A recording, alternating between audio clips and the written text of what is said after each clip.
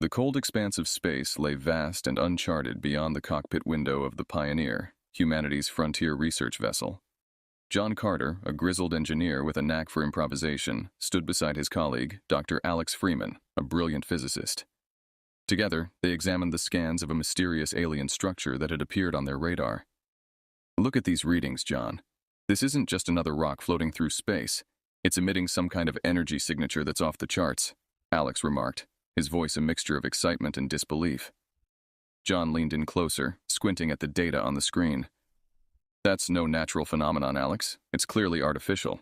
Could be a station or, who knows, a ship maybe. Anything this far out from Earth is a big deal." Alex nodded, tapping commands into the console. "We're approaching the coordinates. I'll start the landing sequence." The Pioneer shuddered gently as it maneuvered closer to the alien outpost. The structure, massive and looming, was built with a technology that was unfamiliar yet strangely elegant. Its surfaces were smooth, adorned with geometric patterns that glowed faintly against the backdrop of space. As the ship docked, Captain Lisa Zheng joined them on the bridge. "Gentlemen, what do we have here?" Alex briefed her quickly. "It's an alien outpost, Captain. Seems abandoned, but it's intact. This could be the discovery of the century." Lisa's eyes gleamed with the prospect. "Prepare an away team. We're going in. John, gear up. You're with me. Alex, monitor from here and keep the ship ready for a quick departure if needed." Minutes later, John and Lisa, suited in their extravehicular gear, floated through the zero-gravity corridor of the alien station. Their lights pierced the darkness, revealing more of the intricate alien craftsmanship. "This architecture is unlike anything we've encountered before," Lisa observed, her voice echoing in John's helmet. John nodded, running his glove over the smooth metal-like material. "And it's still intact. Whatever this place was, it looks like it was deserted in a hurry. Let's find the control room or whatever passes for it." They navigated through the labyrinthine corridors, finally arriving at a large chamber filled with alien technology. At the center, a holographic map of unknown star systems hovered in the air, still active. John whistled low. "Would you look at that? It's a star map. We could learn a lot from this, Lisa." Lisa approached the controls, her fingers hesitating over the alien symbols. "Let's see if we can interface our tech with theirs. Can you rig something up, John?" John pulled a device from his belt, a universal connector he had modified himself for situations just like this. "Let's give this a shot." He attached the device to the panel, and after a tense moment, the map expanded, revealing even more data. Back on the Pioneer, Alex watched with bated breath as new readings streamed in. "You guys are going to want to see this. According to this data, we might be sitting on an ancient warship blueprint." Lisa exchanged a look with John. "Did he just say warship?" John grinned beneath his helmet. "Looks like we just hit the jackpot, Captain." As they downloaded the data, the realization of what they had discovered began to dawn on them. This was not just a map. It was a legacy of an advanced civilization, now in the hands of humanity. "Let's get this information back to Earth," Lisa said decisively. "This could change everything." With a new purpose, they made their way back to their ship, the weight of their discovery pressing on them. Whatever lay ahead, it was now their mission to unlock the secrets of the alien outpost, secrets that could, for better or worse, alter the course of human history. The mood aboard the Pioneer had shifted palpably. The alien outpost's data, with its promise of revolutionary technology and warship designs, had become the team's sole focus. John Carter and Dr. Alex Freeman worked alongside a newly formed team of engineers and scientists in the ship's main lab, buzzing with activity and the hum of machinery. "All right, team. Let's keep our eyes on the prize," John said, clapping his hands together as he addressed the group. "We've got something unprecedented here, and it's our job to figure it out piece by piece. We need to understand this technology before we even think about building anything." Alex adjusted the large holographic display at the center of the room, which now showed the intricate blueprints they had downloaded from the alien control panel. "The structural integrity of this design is unlike anything we've encountered. The materials, the energy systems, it's all groundbreaking. But how do we replicate something we barely understand?" That's when Gina Torres, a materials scientist, chimed in. "I've been analyzing the scans of the outpost's hull. It's composed of an alloy unknown to us, but I think we can approximate its properties with a combination of graphene and newly synthesized metamaterials." John nodded, intrigued. "Good start, Gina. Let's prototype some samples and see how they hold up under stress tests." As the team divided tasks, Captain Lisa Zheng approached with news from Earth. HQ is thrilled with our findings but wants us to accelerate our efforts. They're eager to see a working prototype of the warship's primary engine system. John sighed, running a hand through his hair. That's easier said than done, but we've got the best minds on it. He turned to a young engineer, Marcus Lee, who had been working quietly in the corner on the energy schematics. Marcus, you've been quiet. What's your take on the propulsion technology? Marcus looked up, his eyes bright with a mix of exhaustion and excitement. It's fascinating. The outpost's warship used a form of propulsion that seems to manipulate gravitational fields directly. I think I can build a small-scale model using our current ion drive as a base. It won't be the real deal, but it might just give us enough insight to understand the mechanics. Proceed with that, Marcus. Every bit of understanding helps, John encouraged, knowing well the challenges of pioneering uncharted technological territories.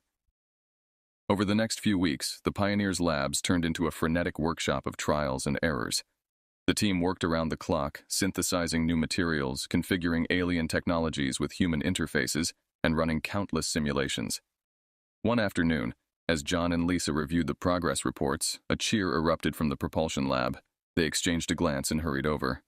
Inside, Marcus and his team were gathered around a small humming device that levitated off the ground, stable and controlled. "It works, John. It's actually working," Marcus exclaimed, a wide grin spreading across his face. Lisa let out a relieved laugh. "This is it, then? We're on our way to building our first warship based on alien technology. This is just the beginning." John watched the device with a mix of pride and awe. "Let's keep pushing, team. This is more than just engineering. It's making history." The success reinvigorated the entire crew. There was a sense that they were no longer just explorers or engineers. They were the bridge to a new chapter in human capability, possibly on the cusp of a new era of interstellar capability.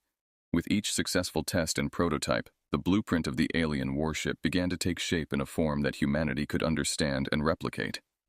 The task was daunting, but the Pioneer crew was driven by the potential of their groundbreaking work, knowing well that the eyes of Earth, and possibly other watchful entities in the galaxy, were upon them.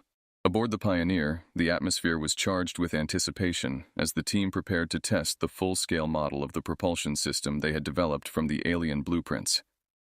John Carter watched as his team made the final adjustments, aware that this test could define the future of humanity's place in the cosmos.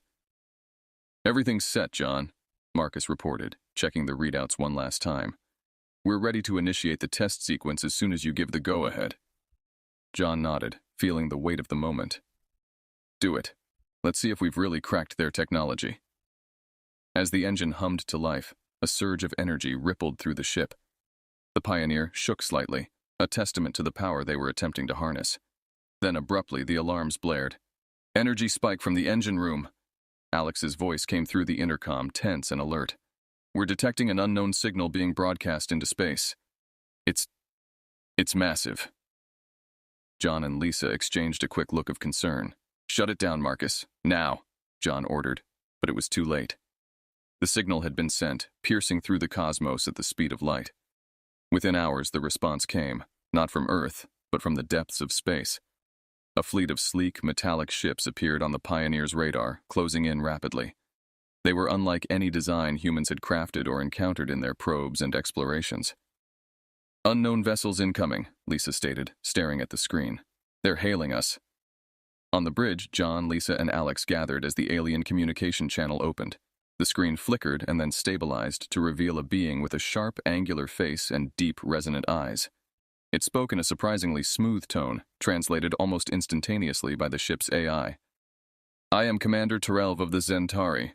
You have activated an ancient boundary marker of our empire. Explain your presence and your actions or face immediate reprisal." John stepped forward, his voice calm. "Commander Terrelv, we are explorers from Earth. We found the station abandoned and were unaware of its significance. We meant no trespass or harm." Terrelv's eyes narrowed slightly. "Your ignorance does not excuse your actions. The technology you have tampered with is not meant for primitive species. You will cease all use of it and prepare to surrender your data." Lisa intervened, her tone diplomatic yet firm. "Commander, surely there can be an understanding. We have much to learn from each other. Perhaps there's a way to cooperate rather than confront." The alien commander considered this for a moment, then replied, I will consult with my superiors. Do not attempt to flee or continue your experiments. We will be watching. The screen went dark. The threat hung heavily in the air. John turned to his crew, determination in his eyes. We need to prepare. Whether this goes the way of diplomacy or conflict, we can't be caught off guard. The Pioneer's crew sprang into action, securing the ship and analyzing the data they had on the Zentari ships. They enhanced their defenses, prepared contingency plans, and waited for the Zentari's next move. Meanwhile, Alex worked fervently to gather more information about the Zentari from the ancient databases in the outpost. There's history here, he mused aloud.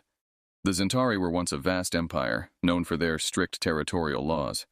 We've stumbled into something bigger than we thought. As the Pioneer stood by, the tension was palpable. Every crew member felt the strain of the impending decisions that would shape their fate, and perhaps that of humanity itself. The waiting was the hardest part, knowing that the vast universe had suddenly become much smaller and far more dangerous. The tension aboard the Pioneer had reached a breaking point. Hours turned into days as they awaited the Zentari's response. The crew was on high alert, with every sensor and scanner monitoring space for any sign of movement or aggression.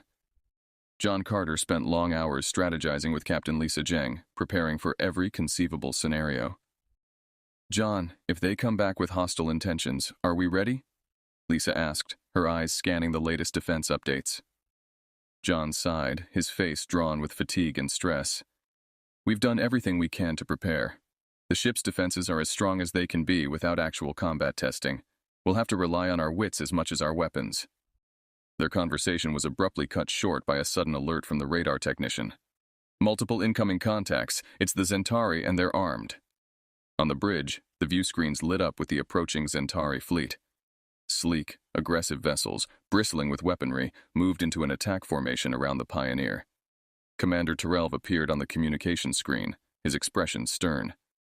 Human vessel, you have not complied with our demands. Prepare to be boarded and your data confiscated. Any resistance will be met with force. Lisa responded immediately, her voice steady. We have no intention of aggression, but we will defend ourselves. We can still resolve this peacefully. Terrell's reply was cut off as the first volleys of energy weapons fired from the Zentari ships, striking the Pioneer's shields with a force that shook the entire vessel. The battle had begun. Battle stations, return fire, Lisa commanded. The ship's weapon systems, adapted from the alien technology, responded with surprising effectiveness, their energy beams cutting through the void towards the Zentari ships.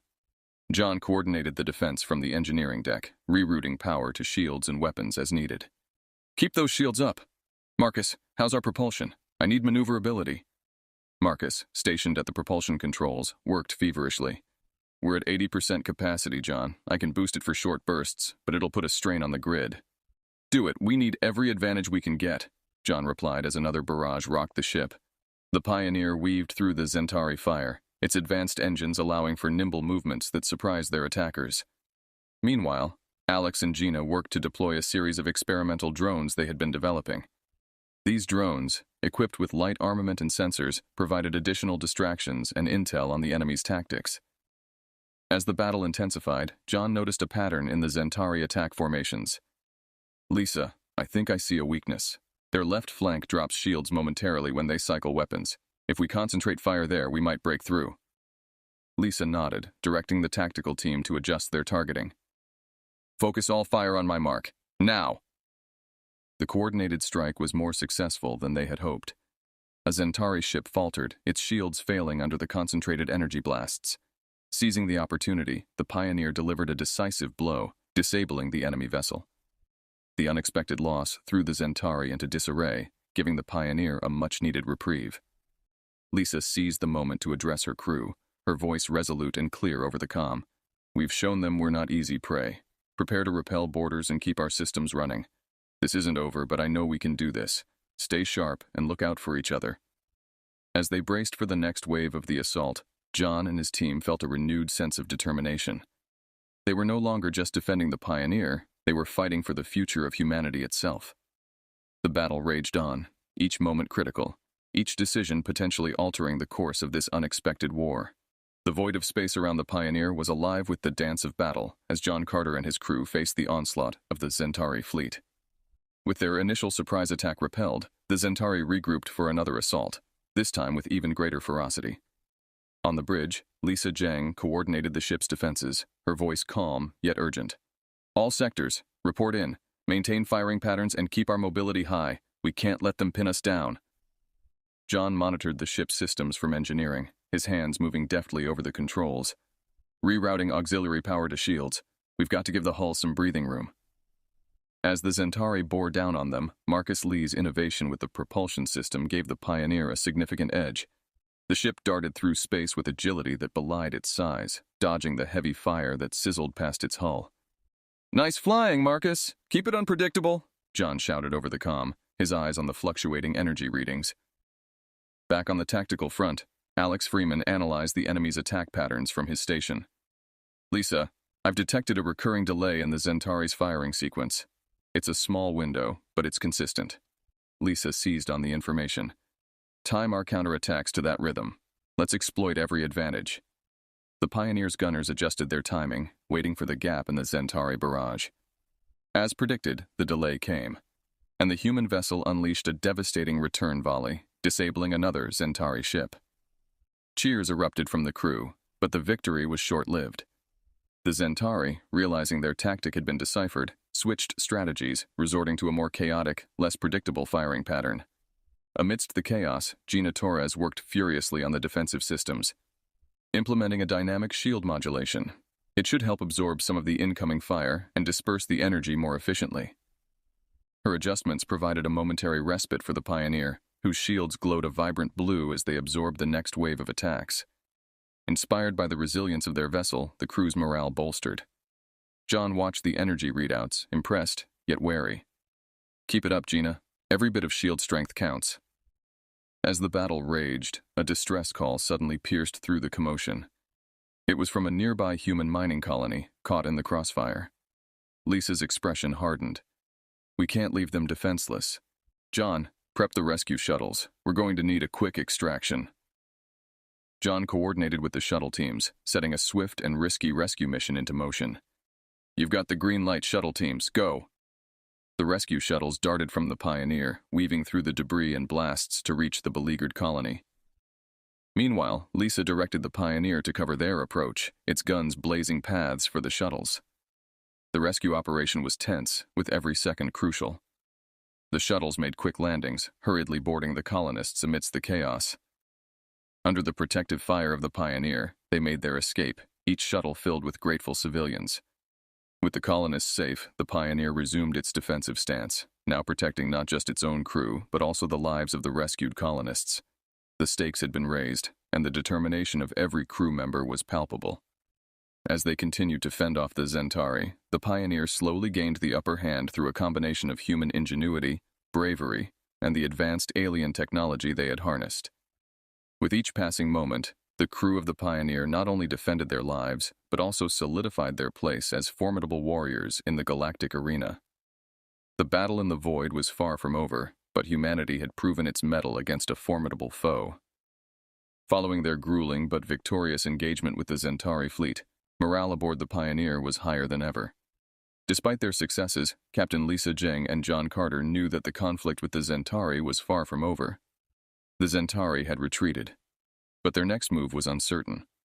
Humanity needed to prepare for more than just skirmishes. They needed a strategy for sustained defense and potential retaliation. In the aftermath of the battle, Lisa convened a strategic meeting with her senior officers and various experts aboard the Pioneer. "We've held them off for now, but we need to strengthen our position. It's time to think bigger," she declared. John agreed, adding, "The alien technology we've harnessed has given us an edge, but we need more than one ship to defend against a fleet. We should consider expanding our capabilities." The meeting quickly turned to the possibilities of mass production. Marcus Lee suggested, "With the data and experience gained from modifying the Pioneer, we can start developing a blueprint for a series of warships." Gina Torres, who had been instrumental in adapting the alien shield technology, chimed in, "We can enhance the designs with better armor and more efficient energy distribution. Let's not just replicate, let's innovate." Lisa nodded thoughtfully.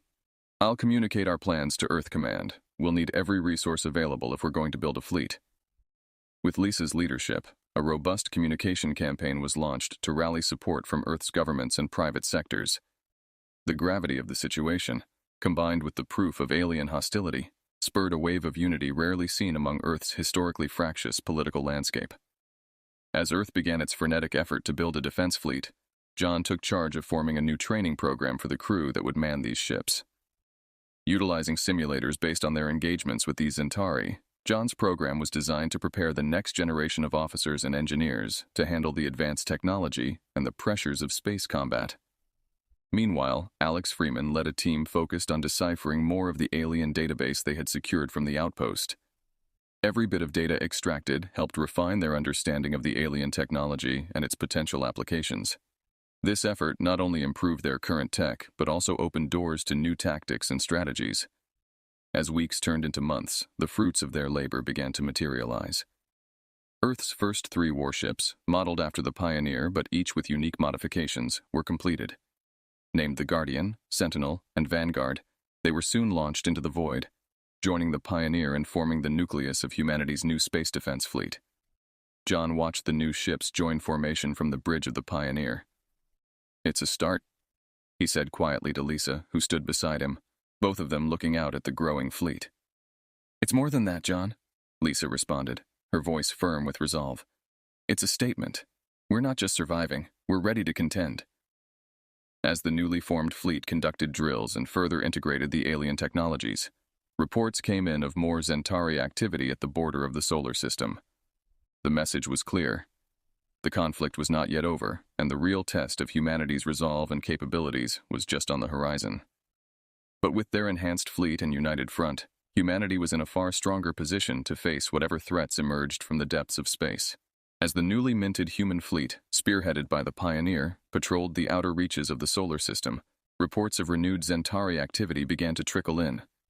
The alien fleet, larger and more formidable than before, was amassing at the edge of human-controlled space, their intentions undoubtedly hostile. Captain Lisa Jeng convened her top advisors and fleet commanders aboard the flagship Pioneer. The mood was tense. Everyone knew the gravity of the situation. "The Centauri haven't taken kindly to our expansion and technological advancements," Lisa began, her voice steady. "Their fleet is nearly twice the size of our encounter group. We must assume their intentions are not merely defensive." John Carter, now a veteran of these high-stakes meetings, added, "We've got better ships and better tech, but we're still outnumbered. Our tactics need to be sharp, and our responses precise." Marcus Lee, overseeing the fleet's propulsion and combat systems, highlighted their tactical advantages. "We've integrated the alien tech into our propulsion systems across the fleet. This gives us superior maneuverability, which we can use to our advantage in a skirmish." Gina Torres, who had been pivotal in enhancing the fleet's defensive capabilities, chimed in. "The new shielding systems have been holding up well in drills. They'll give us the edge we need to withstand their initial barrages, but sustained firefights could be problematic." With the strategy session ongoing, Alex Freeman continued his work on deciphering more data from the alien outpost. His latest breakthroughs had provided the fleet with advanced warning systems that were crucial in detecting the Centauri movements early. "We have a slight edge in electronic warfare," Alex reported via comlink. "I've managed to enhance our sensors to detect their cloaked ships. It won't give us long, but even a few seconds could make the difference." As preparations continued, the Centauri fleet made their first move, launching a series of probing attacks at the outer colonies to test the humans' defenses. Each skirmish was met with a calculated response from the human fleet, using their agility to evade heavier assaults and striking back with precision. The main confrontation occurred near Jupiter's orbit, where the Centauri launched a full-scale assault. The human fleet, now under Lisa's command, was spread in a defensive formation. The vastness of space around them buzzed with the energy of charged particle beams and the silent explosions of distant warfare. John directed the engineering teams to keep the ships running at peak efficiency. "Keep those engines hot, and shields at maximum. Let's show them what we've got." During the battle, a Centauri dreadnought managed to breach the outer defense line, heading straight for the Pioneer. The situation became critical as the massive ship unleashed a devastating barrage. Lisa made a quick decision. "All ships, focus fire on that dreadnought. Protect the Pioneer." The coordinated strike from multiple human warships overwhelmed the Centauri dreadnought, leading to its destruction, but not without cost. Several human ships were severely damaged, and casualties were reported. This victory, however, proved to be a turning point in the battle. Seeing their flagship destroyed, the morale of the Centauri forces wavered. Seizing the moment, Lisa ordered a full advance. "Push forward! Drive them back!" With renewed vigor, the human fleet pressed the attack, using their superior tactics and technology to slowly turn the tide. The Centauri, realizing they were losing, began a retreat back to their territory. As the last of the Centauri ships warped away, a cheer broke out across the human fleet. They had faced a significant threat and emerged victorious, but everyone on board knew this was likely only a reprieve.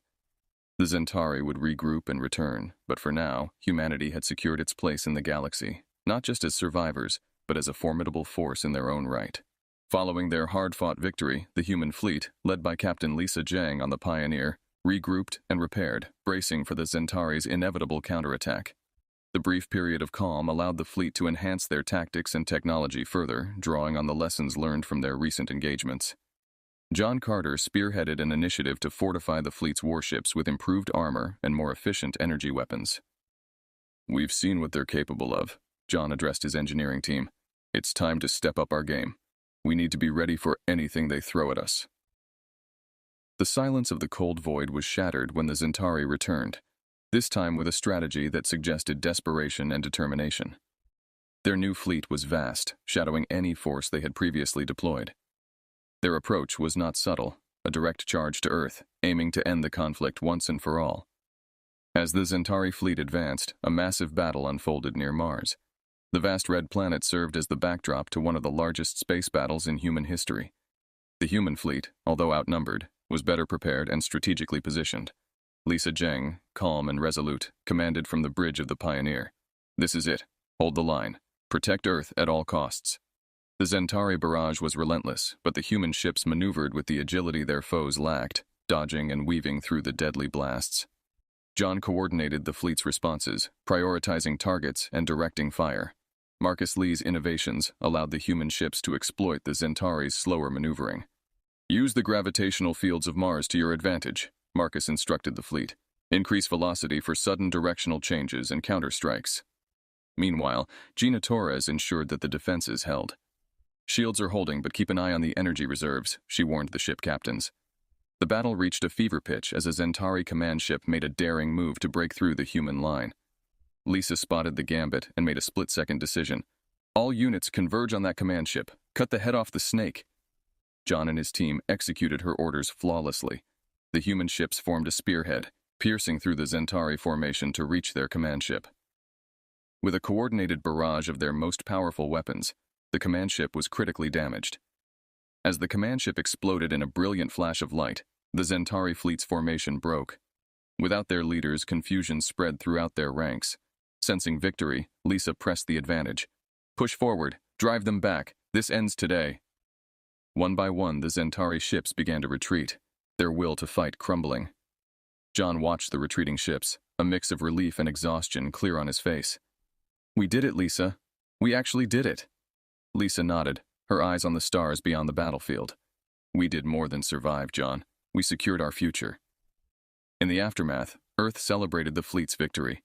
Humanity had not only defended their home, but also asserted themselves as a significant power in the galaxy. The victory was not without cost, but it brought with it a new era of peace and a chance for recovery and renewal. As peace settled over the solar system, the Pioneer and its sister ships continued to patrol the space lanes, ever vigilant. John Carter, reflecting on the journey from discovery to victory, knew this peace was hard-earned. "Let's make sure we keep it this time," he said, his eyes fixed on the vast expanse of space that no longer seemed quite as threatening. With their newfound strength and unity, humanity looked forward, ready to face whatever challenges the galaxy held, with hope and determination lighting their way.